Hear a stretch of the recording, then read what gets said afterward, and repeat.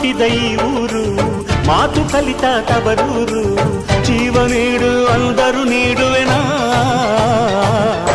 ಹೇರುಕ್ಕಮ್ಮ ನಮ್ಮ ಊರಮ್ಮ, ಹೇರುಕ್ಕಮ್ಮ ನಮ್ಮ ಮಾತೆ ಮಾತಮ್ಮ.